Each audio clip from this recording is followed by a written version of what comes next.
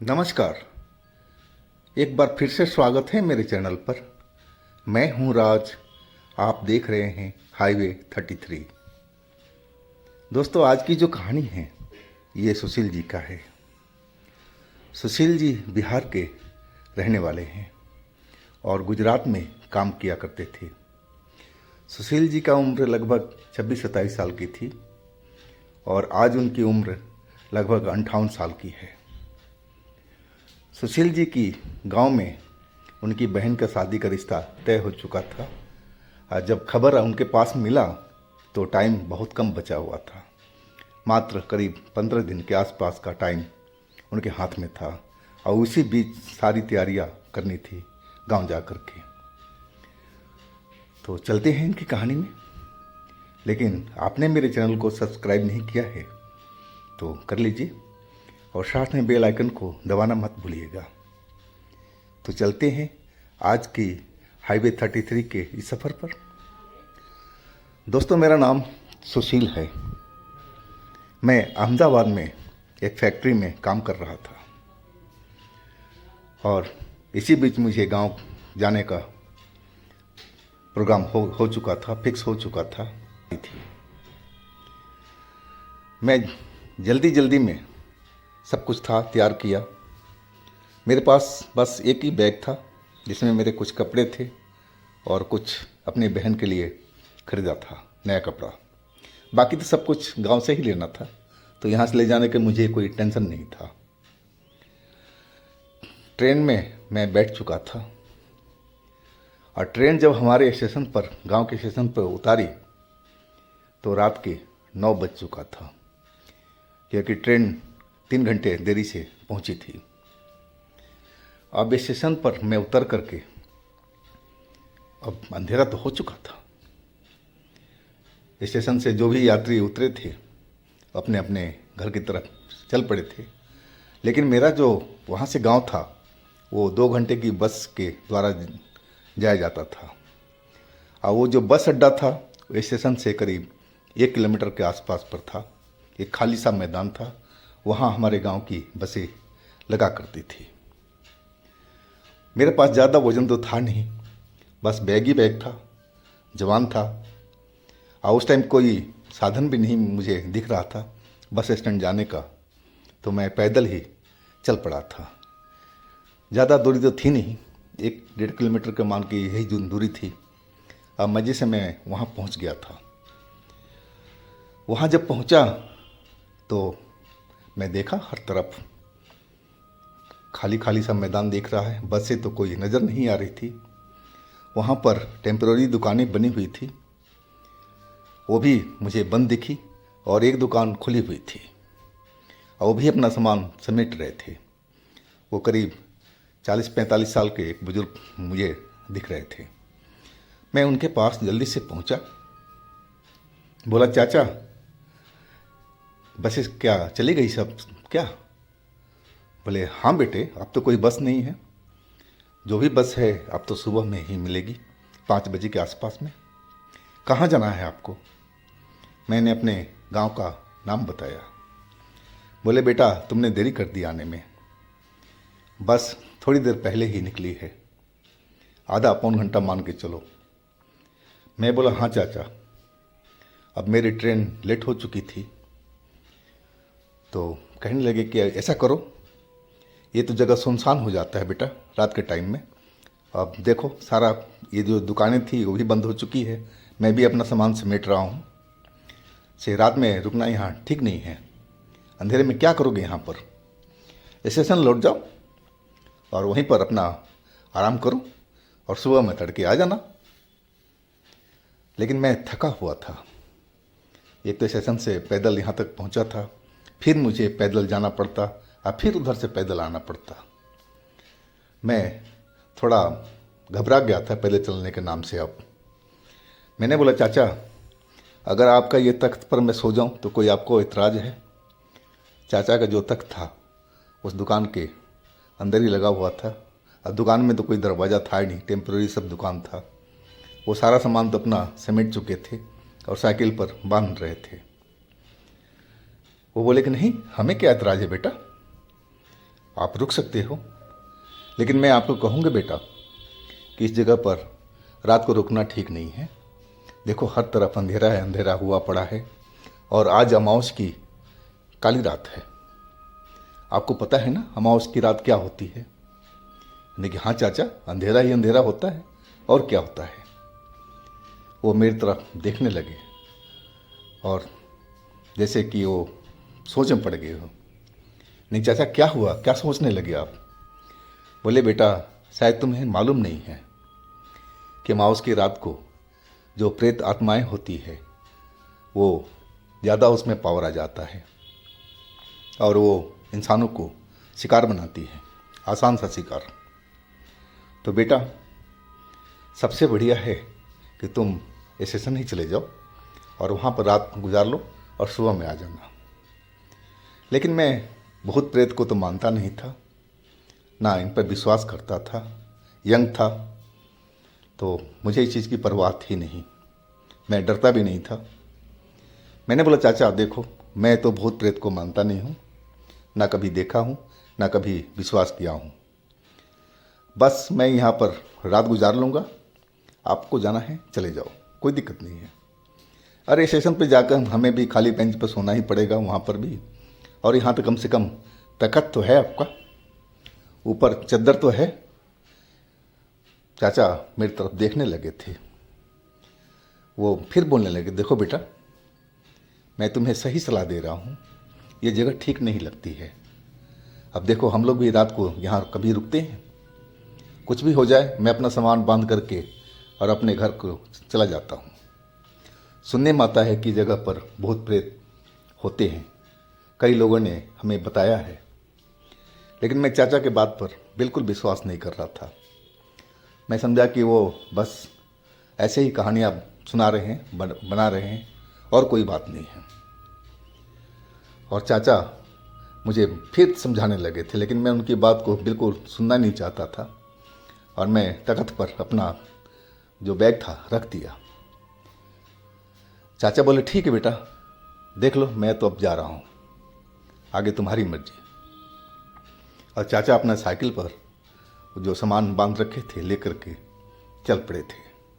अब मैं उस जगह पर बिल्कुल अकेला था और थका हुआ तो था, नींद आ रही थी। वैसे मेरे पास में बैग में खाने पीने का सारा सामान था, पानी की बोतल भी थी, बिस्किट वगैरह थे, तो मैं खाना का तो अपना इंतज़ाम कर ही रखा था। लेकिन मुझे खाने की परवाह नहीं थी क्योंकि मैं ट्रेन में कुछ खाया पिया था, तो भूख तो मेरे बिल्कुल नहीं थी। अब मुझे बस नींद आ रही थी। मैं अपनी आंखें बंद करके और सोने की कोशिश करने लगा। और थोड़ी ही देर में मैं गहरी नींद में चला गया था। जब मुझे कुछ शोर सुनाई पड़ा आसपास में, तब मेरी आंखें खुली तो मैं देखा कि जो जहाँ पर बसें खड़ी होती है वहाँ पर मुझे 3 लोग दिखाई पड़े। एक तो काफ़ी लंबा था और 2 मध्यम थे, और वो पता नहीं किस बात पर आपस में हंस रहे थे। लेकिन मैं जब सोया था तो वहाँ पर देखा था कोई नहीं था, पूरी मैदान जो था बस वाला जगह पूरा खाली था। और मैं उनकी तरफ देखने लगा था कि आखिर ये कौन लोग हैं और ये किस बात पर यहाँ हंस रहे हैं, क्योंकि यहाँ तो अब कोई बस भी नहीं थी रात को, तो आखिर किस चीज़ का इंतज़ार कर रहे हैं। मैं उठ गया ताकि उनसे पता कर सकूं कि आखिर कौन लोग हैं और क्यों हंस रहे हैं। और मैं उनकी तरफ चल पड़ा। वो बीचों बीच मैदान में एक जगह पर खड़े थे जहाँ बसें रुका करती थी। मेरे को आता देख उनकी हंसी बंद हो गई थी और तीनों मेरी तरफ देखने लगे थे। मैं जाते ही बोला कि नमस्ते, आप लोग भी बस का इंतज़ार कर रहे हैं क्या? क्या कोई बस आने वाली है क्या? मैं ऐसे ही उनसे बोला, लेकिन वो कुछ नहीं बोले। हाँ, लंबा इंसान मेरी तरफ देखते हुए एक लफ्ज़ बोला हाँ, लेकिन आवाज़ उसकी बहुत भारी मुझे सुनाई पड़ी थी। यानी कि जी क्या कोई बस आने वाली है क्या अभी? मैं अपने गांव का नाम बताया उस तरफ की। बोला हाँ अभी आने वाली है। तो मैं थोड़ा उलझन में पड़ गया था, क्योंकि वो दुकानदार ने बोला था कि बस निकल चुकी है, और ये लंबा इंसान जो था और दो लोग थे वो बोल रहे थे कि बस आने वाली है। कौन सी बस आने वाली है? मैं बोला आप लोग कहाँ जाएंगे? तो चुप हो गए थे। लंबा इंसान बोला, एक जगह का नाम बताया जो मुझे मालूम था कि वो जगह सबसे लास्ट में थी जहाँ बस वो जाती थी। यानी कि अच्छा आप वहाँ जाएंगे। अब फिर मैं अपने बैग के पास आकर के जहाँ तखत था मैं आकर के बैठ गया था। मैं देखने लगा कि बस कब आएगी, लेकिन वो थोड़ी देर के बाद में वो लोग मुझे दिखाई नहीं पड़े। कहाँ गए मुझे पता नहीं लगा। शायद कहीं वो भी किसी दुकान के अंदर बैठ गए होंगे, टाइम पास कर रहे होंगे, मुझे ऐसा ही लगा था। अब मुझे तो नींद फिर दोबारा आने लगी थी। अब मैं फिर सोच चुका था, नहीं चलो बस आएगी तो आवाज़ तो होगी, कम से कम उठ तो जाऊंगा। फिर मैं गहरी नींद में जा चुका था। पता नहीं मैं कितनी देर तक सोता रहा था, और अचानक मुझे शोर सा फिर सुनाई पड़ने लगा। लग रहा था कि कई लोग आपस में मिल कर के और ज़ोर ज़ोर से बोल रहे हों आपस में एक दूसरे को। अब मेरी जब आँख खुली तो सबसे पहले मैंने घड़ी में टाइम देखा तो रात के करीब 12:30 बज रहे थे। एक बस मुझे उसी जगह पर खड़ा दिखाई दिया जहाँ पर वो लोग तीनों लोग मुझे नज़र आए थे, और वो भी अभी मुझे नज़र आ रहे थे उसी बस के पास में। अब मैं तो उठ चुका था। मैं समझ गया कि शायद ये बस लेट आई है और इसलिए यहाँ पर इतनी रात को पहुँची है। अब मैं बैग लिया और वो बस के पास में पहुँच गया। लेकिन बस कब आई थी मुझे आवाज़ बिल्कुल सुनाई नहीं पड़ी थी उसकी चलने की। हाँ, इन लोगों की जो हंसने की आवाज़ें थी, बोलने की आवाज़ें थी, तो मुझे सुनाई पड़ी थी। बस में अंदर कौन था पता नहीं लग रहा था। अंदर अंधेरा हुआ पड़ा हुआ था, और यही तीन लोग मुझे बस के पास में, गेट के पास में खड़े दिखाई पड़े। और तभी वो लंबा आदमी बोला, तुम्हें जाना था ना भारी आवाज़ में, चलो इसमें बैठ जाओ, हम भी चल रहे हैं इसी में। मैं समझा इसकी आवाज़ ही ऐसी होगी, कई लोगों के गले से आवाज़ भारी भारी से निकलती है, तो मैं उस पर विशेष ध्यान नहीं दिया था। अब मैं बस में चढ़ने लगा, लेकिन बस में लाइट कोई जल नहीं रही थी, अंधेरा ही हुआ पड़ा था। अंदर पूरा अंधेरा अंधेरा सा दिख रहा था। मैं ठिठक रहा था कि अंदर जाऊं कि ना जाऊं, क्योंकि अंधेरा में मुझे सही नहीं लग रहा था। आखिर बस जो जाने वाली होगी, कम से कम लाइट तो होनी चाहिए था अंदर में, लेकिन उसमें अंधेरा ही दिखाई पड़ रहा था। वो जो लंबा इंसान था मुझे धक्का मारने लगा, अरे चढ़ जाओ ना तो बस निकल जाएगी, चढ़ जाओ, भारी आवाज़ में। और मुझे वो धकेल दिया था अंदर में। जैसे ही मैं अंदर पहुंचा, अब बस का दरवाज़ा बंद हो गया। अब तो जैसे मैं हर तरफ में मुझे अंधेरा ही अंधेरा दिखाई पड़ रहा था। मुझे कहीं पर भी रोशनी नाम की चीज़ नज़र नहीं आ रही थी। मैं तो लग रहा था किसी गहरे कुएं के अंदर में आ चुका हूँ। मैं जिधर भी देखूं उधर अंधेरा। फिर वहाँ शांति सी बनी हुई थी, कोई आवाज़ मुझे बाहर की सुनाई नहीं पड़ रही थी। एकदम शांति सा माहौल था, लेकिन घुटन भरा था। अब मैं सोचने लगा कि ये कैसी बस है जिसमें कोई है ही नहीं, और बिल्कुल इतना अंधेरा क्यों है, ऐसा शांति क्यों है। मुझे ठीक नहीं लग रहा था। मुझे वो चाचा की बातें याद आने लगी थी। वो कहने लगे थे कि आज अमावस्या है, और अमावस्या के भूत प्रेत भोले भाले लोगों को आसान सा शिकार बना लेते हैं। कहीं ये तीनों लोग वही तो नहीं थे? और ये बस क्या अभी भूतिया है क्या? अब तो जैसे मेरे शरीर डर गया था, है कि मुझे बाहर की रोशनी कोई नज़र ही नहीं आ रही थी कि कहाँ हम हैं, किस जगह पर हैं, कुछ पता नहीं लग रहा था। बस ये लग रहा था कि एक अंधेरे बड़ा सा एकदम हॉलनुमा जगह है और उसके अंदर मैं खड़ा हूँ। बस ऐसा ही मुझे महसूस हो रहा था। मैं सीट तलाशने की कोशिश कर रहा था, लेकिन सीट हमें कहीं नहीं दिखाई पड़ रही थी, न महसूस हो रही थी। मैं अब तो बिल्कुल डर चुका था। मैं करूँ तो क्या करूँ अब। मैंने चाचा की बात नहीं मानी थी। मैं स्टेशन चला जाता तो बढ़िया था, और यहाँ भी इस बस में ना चढ़ता तो बढ़िया था। भला 12:30 बजे रात को कौन सी बस आती है। अब मुझे अफसोस होने लगा था, लेकिन अब तो देर हो चुकी थी। और वो बस कहाँ जा रही है, क्या चीज़ है, मुझे वाकई में कुछ पता नहीं लग रहा था। ड्राइवर कहाँ है, कंडक्टर कहाँ है, इसमें कौन सवार है, कुछ नहीं। अंधेरे में, धूप, अंधेरा। अब मैं भगवान से प्रार्थना करने लगा, हे प्रभु हमारी रक्षा करो। पता नहीं मैं किस चक्रव्यूह में फंस चुका हूँ, मुझे इस बस से बाहर निकालो। और मैं अपने घर के पुरखों लोग का भी नाम लेने लगा, जो हमारे घर में पूजे जाते थे, जो हमारी घर के प्रमुख देवी देवता थे। मैं उनका भी नाम लेने लगा था कि आप लोग हमारी पूरी रक्षा करो। मैं तो अब फंस चुका हूँ, मुझे इस बस से और बाहर निकालो। मैं बिल्कुल डरा हुआ था। और तभी उस बस में हलचल सी होने लगी, जैसे लगा कि बस वो कहीं भरी हुई है, और अजीब अजीब सी उसमें आवाज़ें आने लगी थी। चीखने की आवाज़ें, कराहने की आवाज़ें। मुझे बहुत सुनकर के बड़ी कानों में तकलीफ़ हो रही थी। वो आवाज़ें, ऐसी आवाज़ें थी।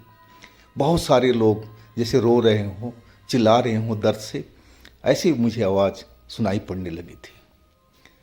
मैं उसी अंधेरे में इधर से उधर भागने की कोशिश कर रहा था कि कहीं भी मुझे रास्ता मिले तो मैं इस बस से बाहर कूद जाऊं। लेकिन मुझे तो रास्ता बिल्कुल दिखाई नहीं पड़ रहा था।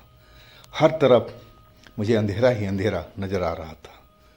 मैं कहीं टकरा भी नहीं रहा था, किसी जगह को छूने की कोशिश कर रहा था, लेकिन मुझे हर जगह पर खाली खाली सा मैदान जैसा ही दिख रहा था। अब मैं पूरी तरह से टूट चुका था, घबरा गया था, और ऐसा लग रहा था कि मैं डर के मारे मेरी हार्ट फेल हो जाएगा। दिल की धड़कन काफ़ी तेज़ बढ़ी हुई थी, और मैं समझ गया कि अब मैं इस चंगुल से, भूतिया चंगुल से वापस निकलने वाला नहीं हूँ। बस मैं अपने पुरखों लोग को, देवी देवताओं को सब याद करने लगा था, उनको बुलाने लगा था कि आप लोग मेरी सहायता करो, नहीं तो मैं बच नहीं पाऊँगा। थोड़ी देर के बाद में जो रोने चिल्लाने की आवाज़ें थी वो बिल्कुल शांत हो चुकी थी।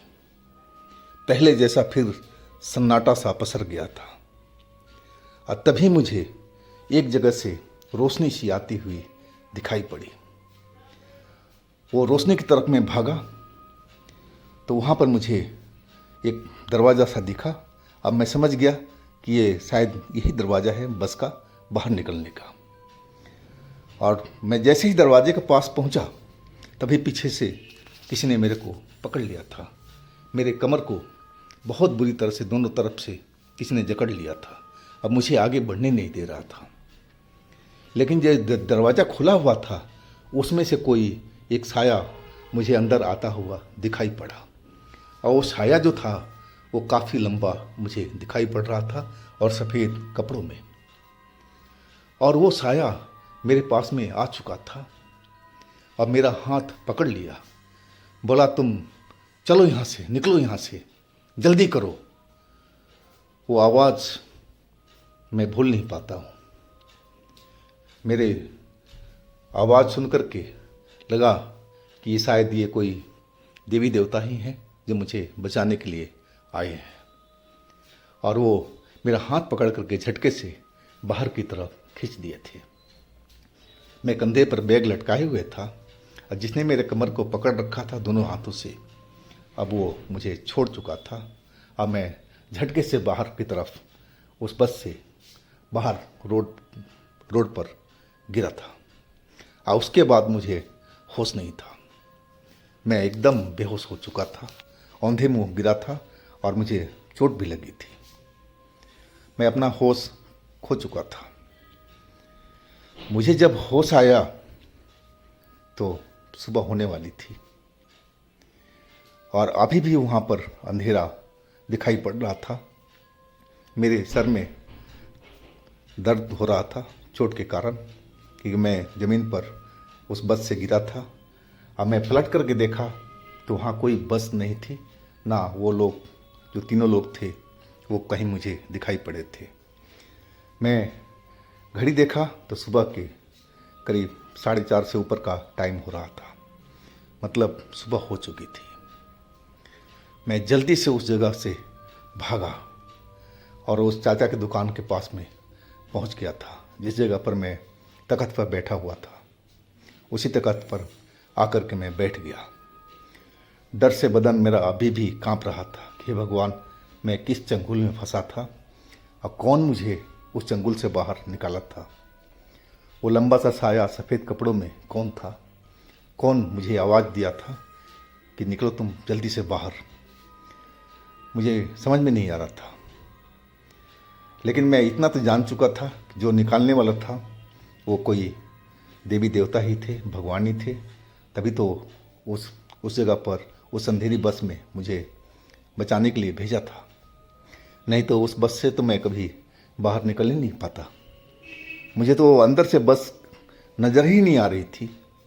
वो तो एक खाली सा गहरा सा कुआं मुझे नज़र आ रहा था, इसके अलावा और कुछ नहीं था। उसमें बहुत ज़्यादा घुटन थी, लेकिन मैं अब सुरक्षित अपने आप को महसूस कर रहा था उस जगह में। सुबह हो गई थी, अब डर जो था मेरा कम हो चुका था और आखिरकार 5 बजे की पहली बस वहाँ पर पहुँची थी। लेकिन मैं बस देख कर के जल्दी से चढ़ नहीं पाया। मैं सोचता रहा कहीं वो वही बस तो नहीं है, लेकिन इस बस में तो अंदर लाइटें जल रही थी, प्रकाश हुआ पड़ा था हर जगह पर और कुछ लोग उसमें बैठे दिखाई भी पड़ रहे थे। जब मैं डरते डरते बस में चढ़ा तो देखा तो लोग बैठे हुए थे और वो भी हमारी तरह थे। मैं कंडक्टर से पूछ लिया, भाई ये मेरे गांव जाएगी ना? गांव का नाम बताया, बोला हाँ हाँ बिल्कुल जाएगी। तब मुझे चैन पड़ा था, क्योंकि आवाज़ उसकी हमारी ही तरह थी। उसकी आवाज़ कहीं भी भारी मुझे सुनाई नहीं पड़ी थी, बिल्कुल नॉर्मल आवाज़ थी। तब हम उस जगह से निकल पाए थे, फिर अपने हम गांव पहुंच पाए थे।